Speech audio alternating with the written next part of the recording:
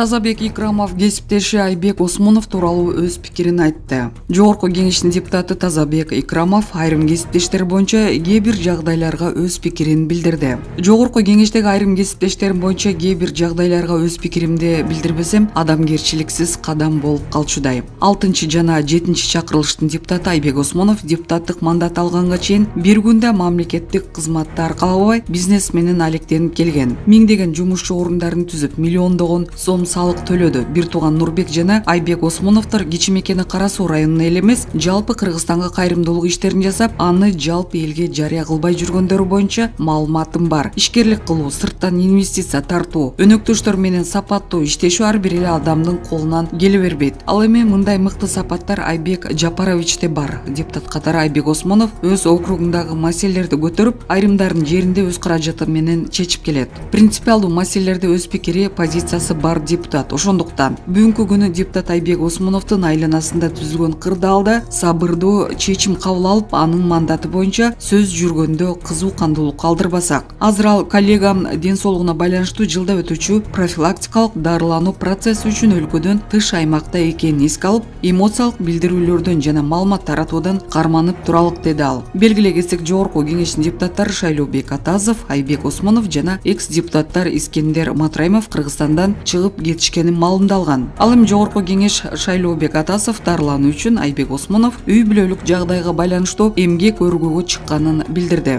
Эске салсак, өткөн аптада бажы кызматынын жетекчисинин экс орун басары Райымбек Матраимовго байланышы бар жогорку кеңештин депутаттары мандатын тапшырышы керек деп айтыла баштаган.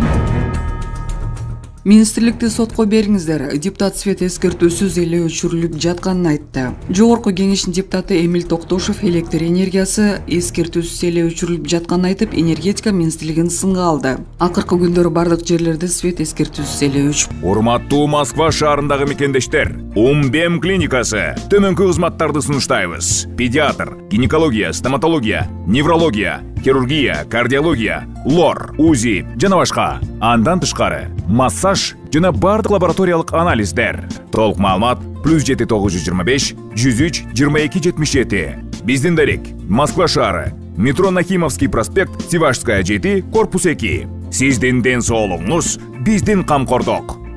Эскертүүсүз эле өчүп калып жатат. Энергетика министрлигинин маалымат кызматы иштейби же иштебейби? Эмне үчүн убагында калкка маалымдабайт? Болбосо жарандарга кайрылат элем. Министрликти сотко бериңиздер. Жөн эле утуп аласыздар. Себеби биздин келишим боюнча эскертүүсүз өчүрүп койсо келтирилген чыгымды өндүрүп алууга укугуңуздар бар. Ошондо гана булар эсине келет окшойт, деди ал. Ошондой эле Токтошов техникалык себептер болсо өчүрүүлөр тууралуу жарандарга күн мурунтан кабардар кылууга чакырды. Маалымат булагы Коом пресс.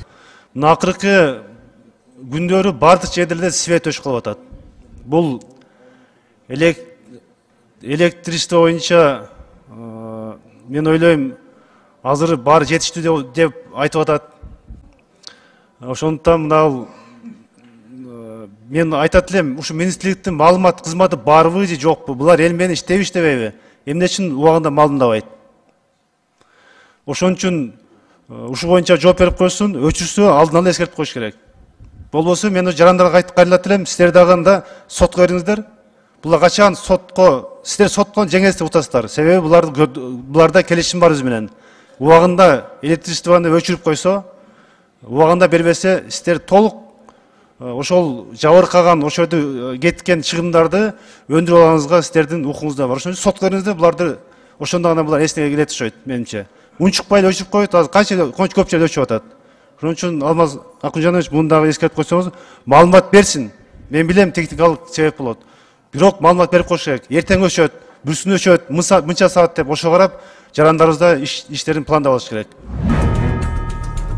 Экс-депутат Орозайым Нарматова Жапаров, Ташиев, Мадмаров тууралуу оюн билдирди.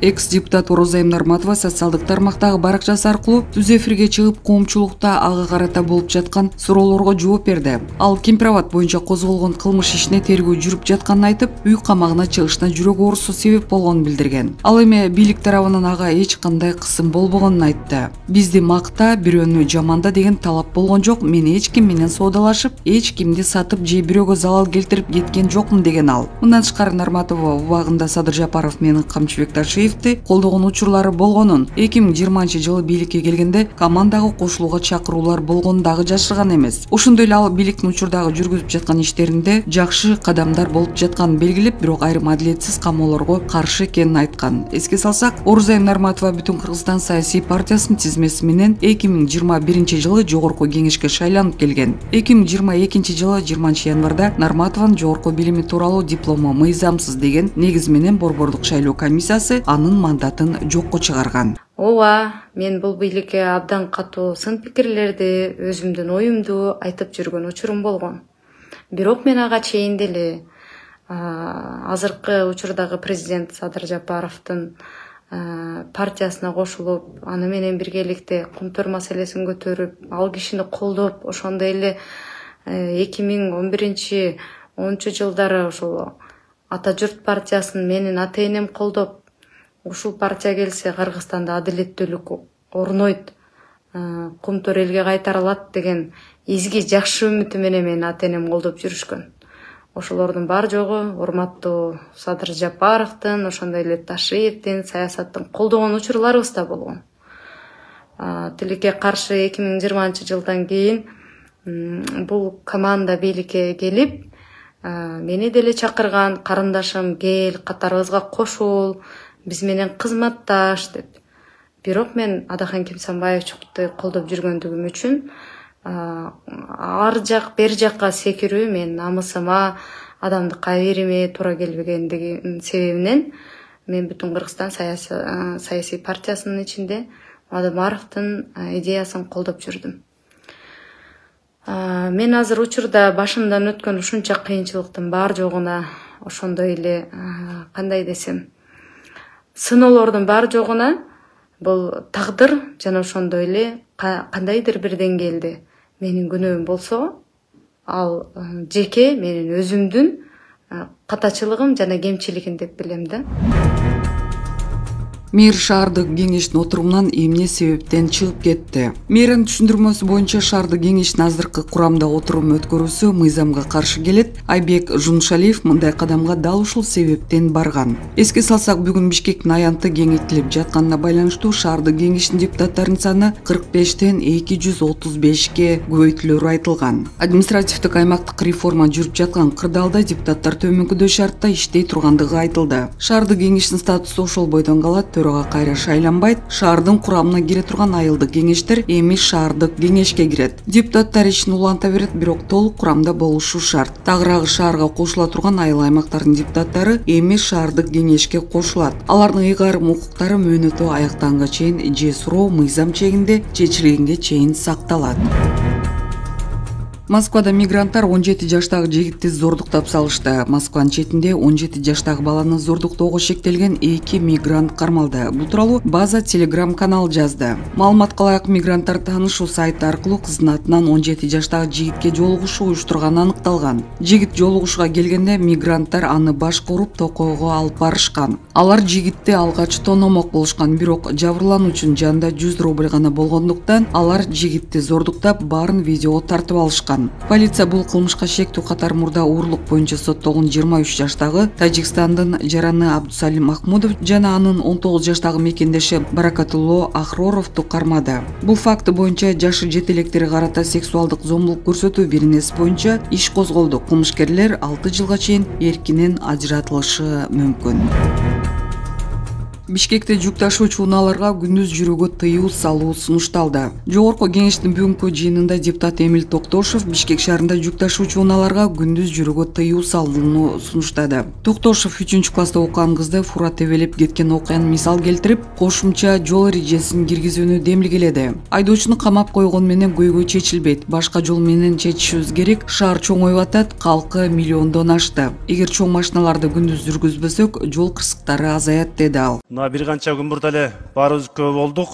Шаардын четинде бир чоң уна жүк ташуучу машина 3-класстын кызын күндүз эле тебелеп кетти. Эми албетте күнөө ошол айдоочунун өзүндө, эми аны алып камап койдук. Бирок бул Кыргызстанда бул көйгөй. Буну башка жол менен чечиш керек.